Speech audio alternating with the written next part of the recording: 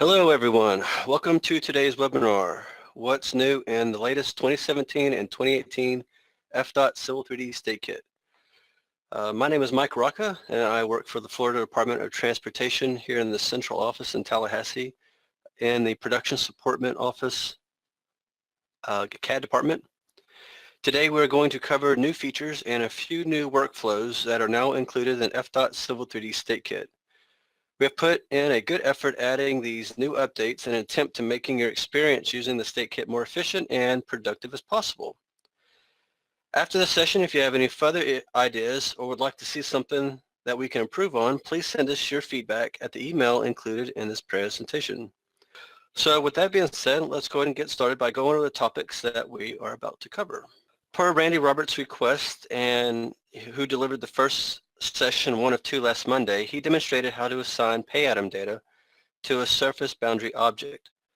Well, he asked me to demonstrate the workflow that is used to create a simple surface and how to extract a boundary from that surface that would be used for sod quantity. So that's the first thing I'm going to show is just a workflow example. Then after that, we're going to look at code set styles that have been added to the State Kit.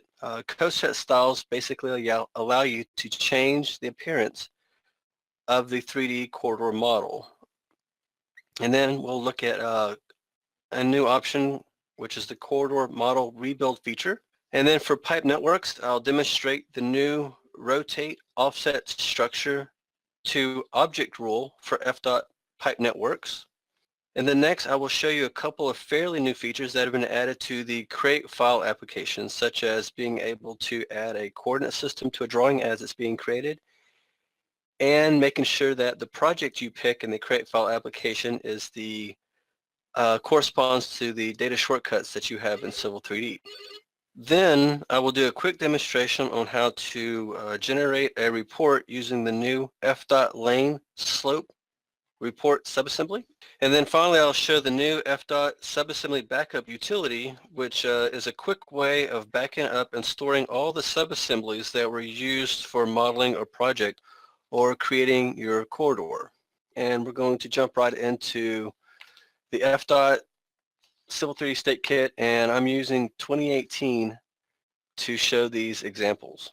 So like I said earlier, what I'm going to do is go through a workflow example of how to create a simple surface, and once we create that surface, I'm going to show you how to extract 2D and 3D shapes that are used for quantities for, let's say, like a sod surface boundary, for example. Okay, so I've just put something together really simple here. What we have is I've got a surface that's already been developed in the background, and let's just say this is my surface existing grade, which is represented by this blue 10 style surface. So I want to zoom in here, and what we're doing is we're using a couple of our FDOT custom subassemblies. We have the FDOT lane subassembly, which is on the left and right hand side, and then we have a daylighting subassembly, which is on both ends of this lane. And right now the slope for these daylight subassemblies are set at a 1-to-1, and what they're going to do is they're going to target the existing grade surface. So I've already kind of built the corridor. So if we zoom in here a little bit, we can see that this left and right hand side, this is the lane, and then this left side here, this is my sod that is targeting the existing ground, and the right side as well is targeting the existing ground. So I'm just going to my corridor real quick, and I'm going to look at the targeting just to double check that my target is set to the existing ground surface, which it is. So while we're in here, we can go ahead and develop our surface. So I'm going to go to the Surface tab, and I'm going to click on this left icon here, which is to create a corridor surface. So when I click on that, it generates the surface here, and we can give it a name. I'm just going to call this sod. And when it goes to create a surface, we can give this style or different appearance to the surface. So let's go down here, and I'm just going to say triangle 1-to-1 proposed purple, and I'm only picking purple because I think it shows up on the screen very well. When you're developing this surface, when you go to the right hand side here, you can take a look at the codes that are included in this particular corridor as you develop it. So I want to go down the list here, and I want to choose this daylight code. And the next step is to add it to our surface definition. So I'm going to go ahead and click OK. And it wants to rebuild the corridor because it's out of date. And once we do that, we see that we get our surface here on top, and it's represented by these purple proposed 10 lines. What I want to do is one more step before we go any further. I'm going to show you where that side code link is located by taking a look at the FDOT help menu. So what I'm going to do is I'm launching the tool palette, and we're going to go down the list here to where it says daylight. This is our FDOT custom subassemblies. On the right here we have the FDOT simple daylight. I'm simply going to right click on it and choose help. And if we scroll all the way to the bottom, we can see that between the hinge and the daylight, right, the daylight is connected to our edge of pavement hinge, or actually I think it's vice versa. We have these codes. We have top, datum, and daylight. And this is how we assign that daylight code to our surface to define it. Okay, so always take a look at these the help diagrams or the help menus, so you can get familiar with what codes are assigned to the links. So I'm going to close it out. So it defined the side on the right and the left, but it went ahead and crossed over the lanes, because what it's doing is it's looking for the next code name that's similar to it. So what we're going to do here is we're going to have to create a boundary so we can divide these two up. So I'm going to go ahead and go back into my corridor properties again. We're going to go to boundaries, and there's one already defined for us. So every time we create a surface, a boundary name is created automatically. Well, if we right click on it, we can choose how we want to define our boundary. So what I'm going to do is I'm going to choose add interactively. When I choose that, the dialog box closes, and I come down to the bottom here, and I want to start my boundary at this point. So when I left click, Civil 3D says, hey, at this point where you clicked at, there's actually three codes here. Which one do you want to use for your boundary? So I'm going to choose the lane option, click OK. Now as I move my cursor up, you can see we get this red line. What it's doing is just going to the next frequency line, and it's finding the next lane code. So it's going to find one here and here as I move up. So I don't even have to click anything. I can just move my cursor up, and it's going to travel up along the corridor automatically until it gets to the end. So when it stops here, I can click again.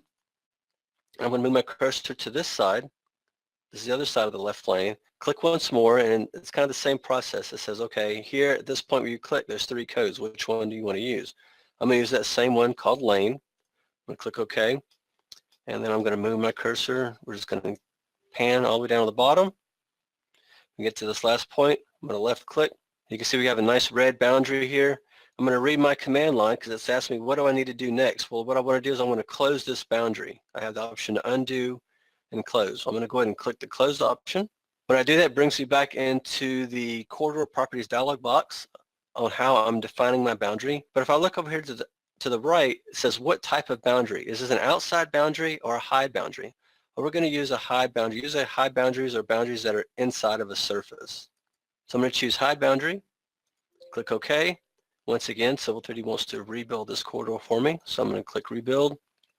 And now what it did is it split that surface into two parts. Okay, so this is the part where we are now about to extract our boundary. So when I click the surface, you'll notice up on top the ribbon changes because the ribbon is context sensitive. And Civil 3D knows what type of object you're clicking on and what type of commands to present to you. So underneath the Surface Tools category here, I can click on this down option for extract from surface. What do I want to extract? I want to extract objects.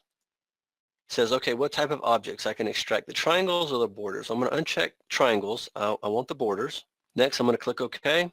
And then if I bring my cursor in over here, you can see that I get this little glyph. It kind of shows these two little squares stacked on top of each other. That means there's objects stacked on top of one another. So when I click that, it says, okay, there's a polyline, a 10 surface, and a 3D polyline here. I want to select this one, and that is my border. Just for visualization purposes, what I'm going to do is I'm going to move these borders down. These borders are now my side borders. So I'm going to use the move command, and I'm going to pick this 3D polyline border. I'm going to come to this side, pick this one as well. Right click.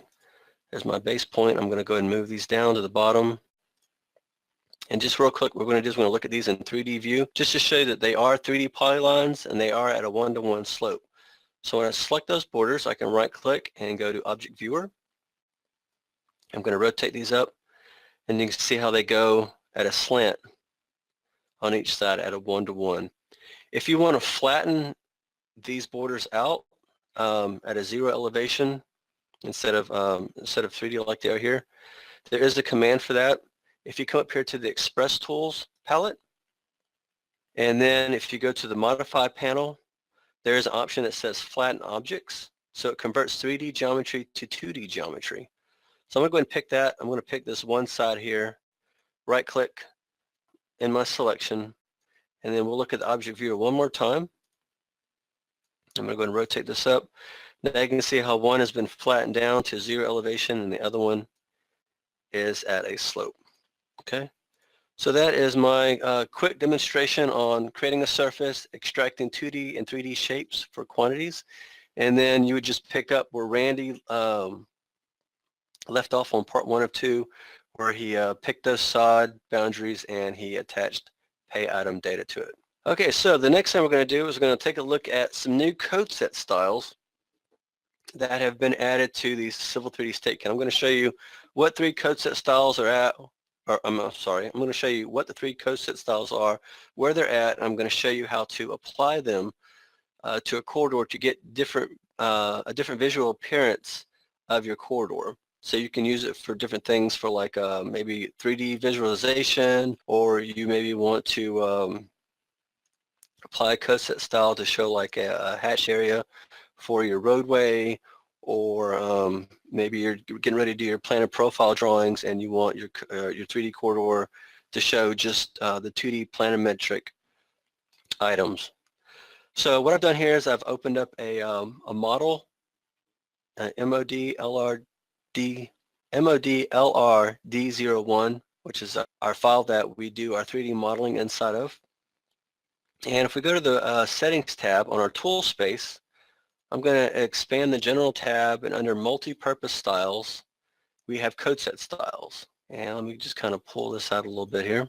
And what we've done is we've added these 3 new ones. We've added a corridor material area fill. And if you kind of wonder what these are, you can bring a cursor over them and you can read the description. So this one displays the material area fill style that's assigned to each link code. Then we have a planimetric view. This one, the point and the shape codes have been turned off for plan view. Only the corresponding feature lines that pertain to plan view objects are displayed. And then we have this corridor render material, and this is used for the 3D visualization with a render material that is applied to link codes. And if you kind of want to see how these are put together, you can select one of them, right click and choose edit. And then if we, let's say for example, this is a corridor material area fill for our link codes under the material area category. You can see, like for example, barrier, we've got an FDOT barrier material area assigned to it. Same thing for curb, same thing for sod. I think this is like a green area. We'll look at this in a little bit. And everything else has basically been turned off as far as the styles. So that's basically all you see is just the link codes being filled in. So how do we apply these to our corridor? Well, there's a few different ways. You can select the corridor and the model here. You can right click and go to corridor properties. This is kind of a long way around.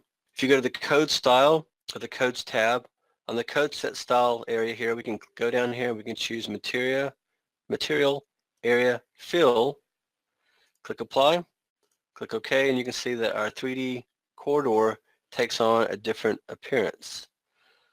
Another way we can apply these code set styles, which is a little bit more quicker and efficient, we can select the corridor by just choosing select here, and then we can go to properties.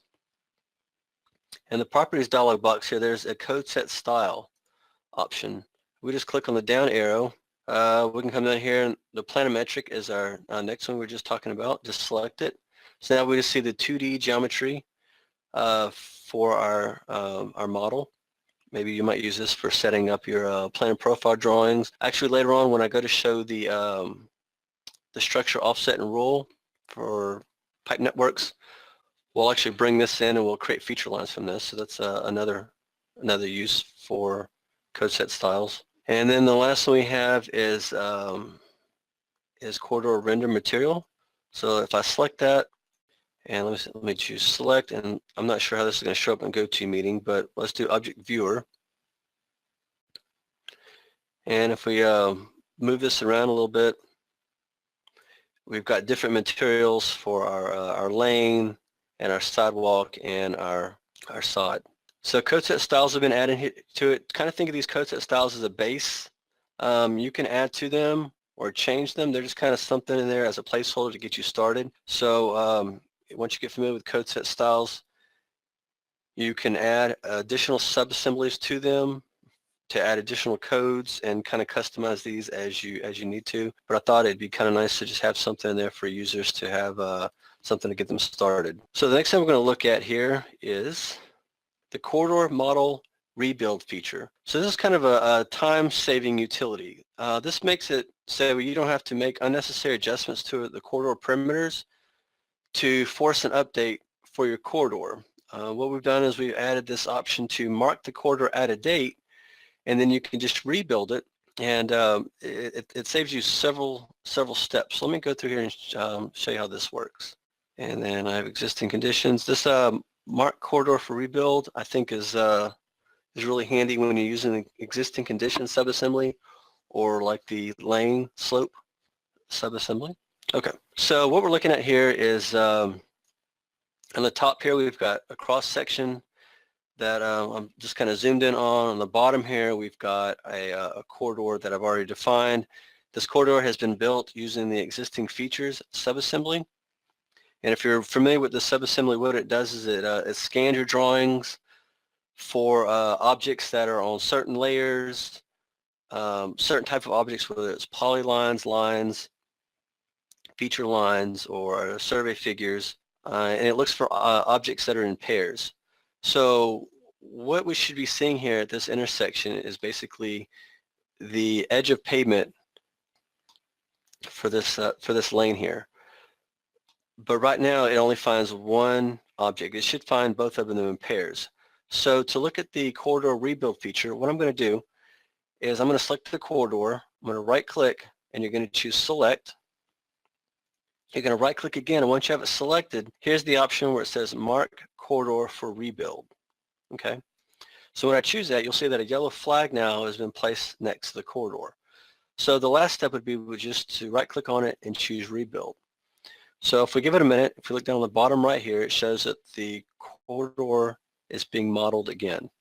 And what it's going to do is it's going to flag us for an error showing us that it's only finding one object here on the left, but it's not finding anything on the right for this cross section to display properly. So let's just give it a second here. And okay. So once it's about done, you'll see that the panorama is coming up. What it's telling us is that at station 549, odd number of pavement lines detected. It's only found one. Okay, so the one it's found, it's this one. It didn't find anything on this other side here. So I've kind of already set this up. I'm on the correct layer, which is the pavement asphalt layer. So I'm just going to draw a polyline here. I'm going to go from endpoint to endpoint. So now we have a pair. We have an edge of pavement here and an edge of pavement here. So what we used to have to do to rebuild this corridor is we used to have to go and right click on properties, and then we used to have to go to like the parameters tab, and we used to kind of to fake a change, you know, like 0.01 or something.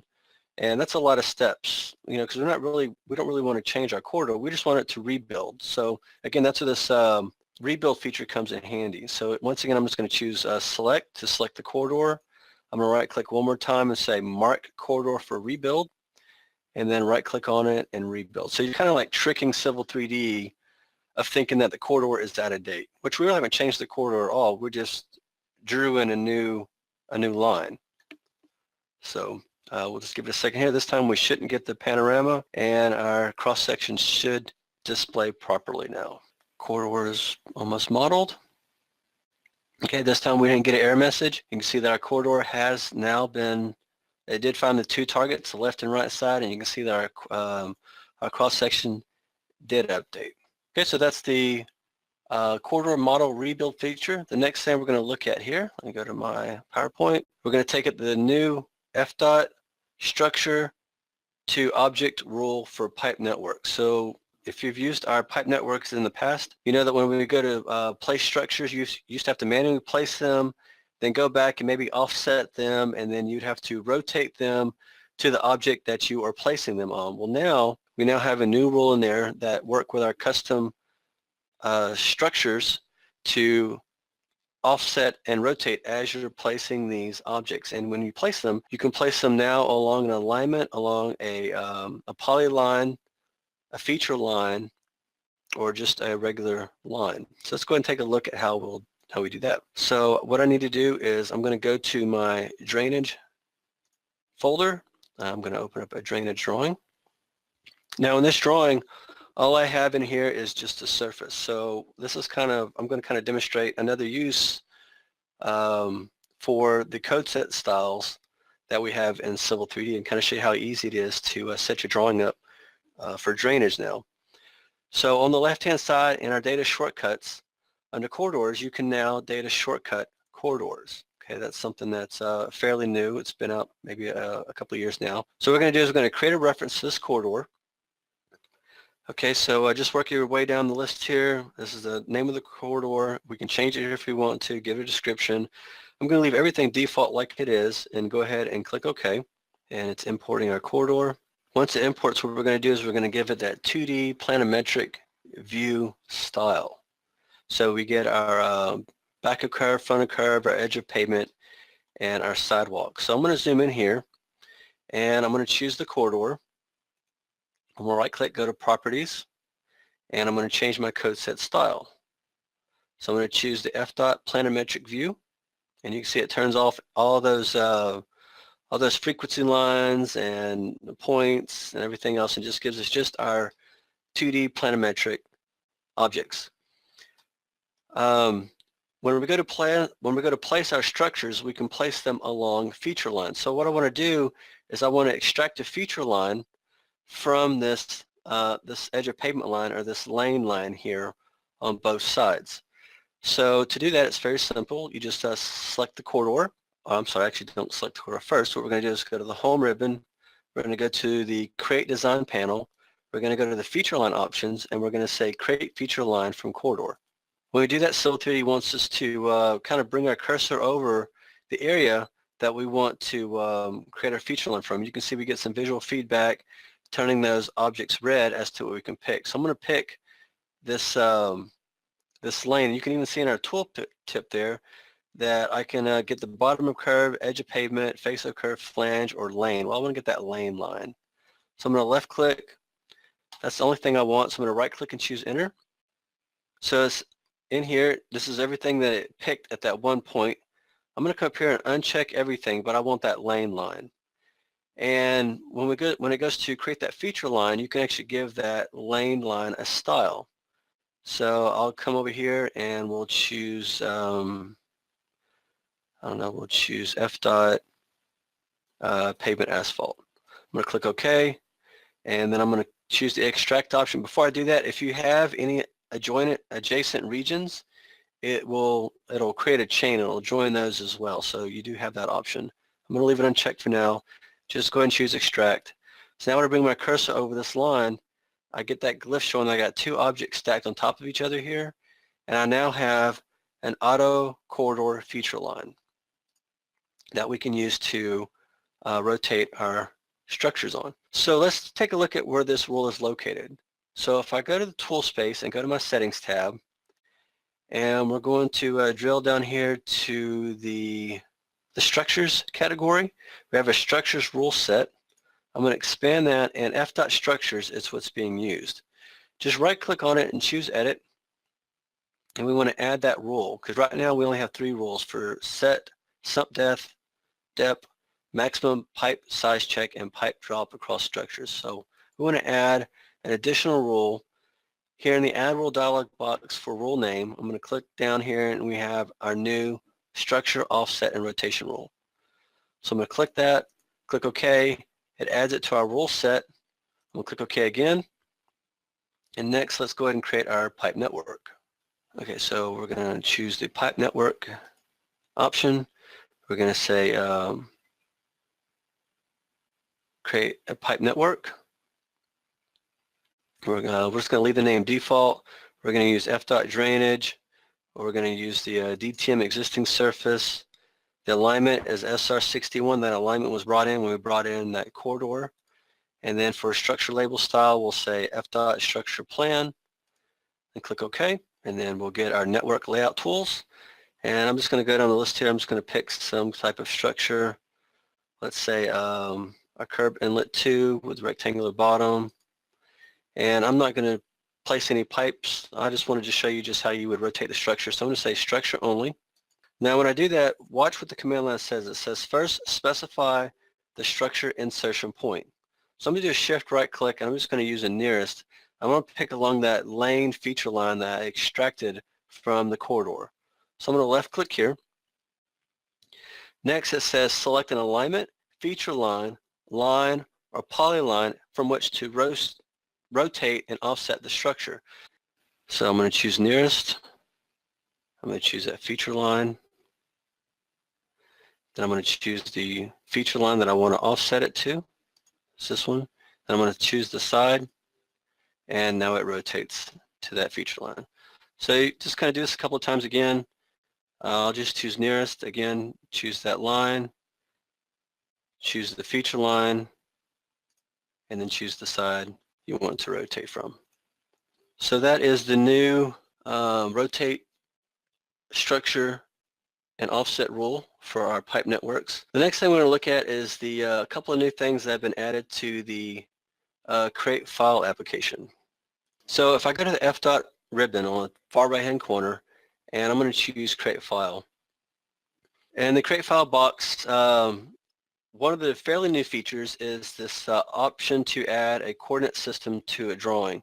So instead of adding a coordinate system as an afterthought, before we would just create the drawing, then we'd go into drawing properties and dial down to a few dialog boxes and then have to go down this long list of what state we live in, what area, and then assign the coordinate system.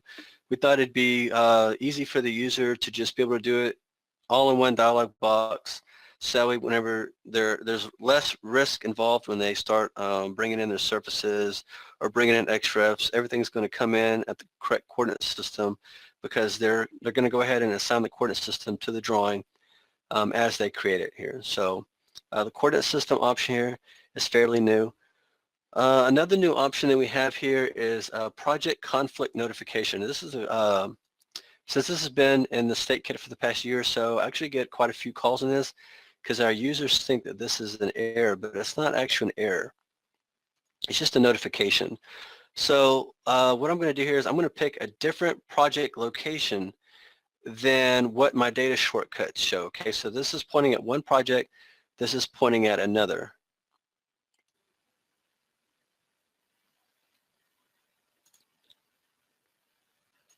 Okay, so if I come through here and I go to pick a new drawing and I say create open file, this is the box that I get up, project conflict. The selected project does not match the current Civil 3D data shortcut project.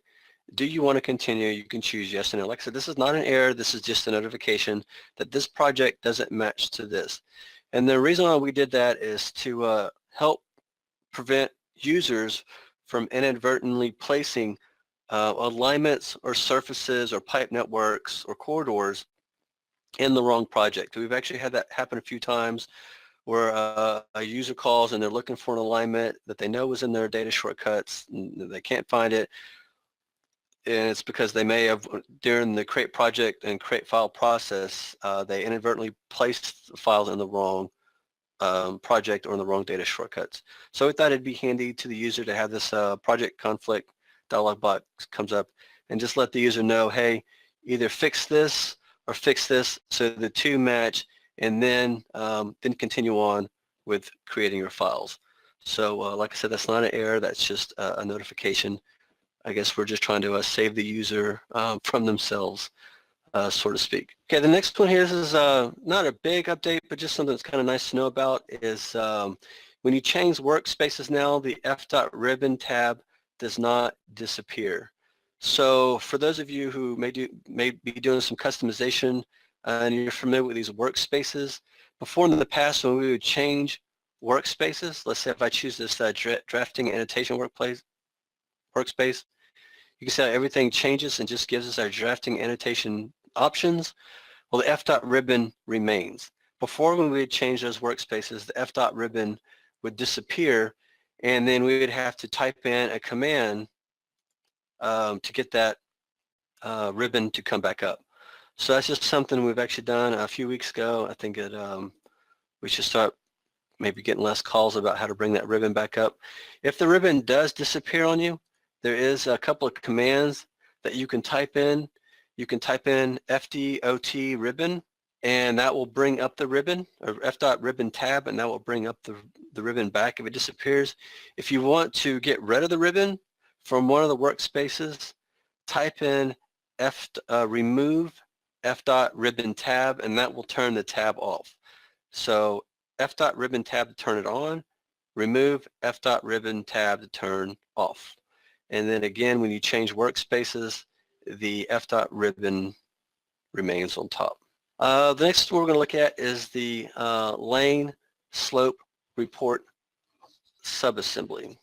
So now we have a subassembly that works very similar to the existing features subassembly, where it goes along your drawing and it scans your drawing for certain objects. What it's doing is it's going to look for the existing edge of pavement objects that are on the right layer, and it's going to look for line marker symbology. So let's go ahead and I'm going to close this. This subassembly behaves like a little different than most subassemblies. It's not connected to any other subassemblies. You just kind of place it by itself. Again, it looks just like the existing features subassembly, except this one generates a report. And what it's going to do is it's going to travel down this alignment, and it's going to look for lane lines, and it's going to look for edge of pavement lines, and it's going to give us a slope report between each one of these lanes. So to run that report, let me launch my tool space up again. And again, this is where our corridor rebuild feature comes in handy. So, you know, you're not wanting to make any changes to the corridor, you just want to run it. So you could do something like right-click, choose select, and you'll right-click again. We're going to mark that corridor for rebuild, and then you get this flag. I know it was already up here. I'm just kind of demonstrating again how you would do that. And then you right-click on it and choose rebuild. And just give it a moment here to rebuild. And Excel is going to launch. And what you're going to, this Excel file is placed in the same file as your drawing, which is in the roadway folder. It's got the corridor name that's being used. It's got the baseline alignment that it's associated to. It's got your station ranges, and then at each station range is each one of your lanes. If we go up here to station 59 plus 00, let me scroll down here a little bit, and I'll bring up this Excel file. I'm trying to show you how the two relate to one another, and then we'll take a look at 59, okay, which is here. So you've got 1, 2, 3 lanes on the left, and 1, 2, 3 lanes on the right. So at 59, you've got inside lane, middle lane, outside lane. On the left of the alignment, we have inside lane, middle lane, and outside lane. So that's how these correspond to the lane slopes in your file. And again, just to kind of get familiar with how this lane slope subassembly works, always get familiar with the help documentation that goes along with it. So if we go to the Assembly tab, there's your FDOT existing lane slope report. Right-click on it, choose Help. And you can do a few things with this, like you can tell it how far you want it to search to the left. Right now it's set at 100 feet. By default, 100 feet to the right. Whether you want it to search for XREF files, the type of objects it's going to look for when it's generating the report, it needs to be either a line, arc, line weight, polyline, or survey figure. The layers that it's looking for edge of pavement is pavement asphalt EP or pavement concrete EP. And then as far as the lane lines are concerned, it's looking for the lane line underscore EP. And then this is the format that it's using, a CSV file when it is generating that report. The only target that is required for this subassembly to run is you must target a surface, and that is generally going to be your existing surface. So the next one we're going to look at is the FDOT Subassembly Backup tool. What this tool does is it scans all your drawings in the roadway folder for corridor models, and it looks for what subassemblies were used during that corridor modeling process. It takes all those DLL files that that the subassemblies are using, and it packages them up, and it's just a way of helping you store them with the project.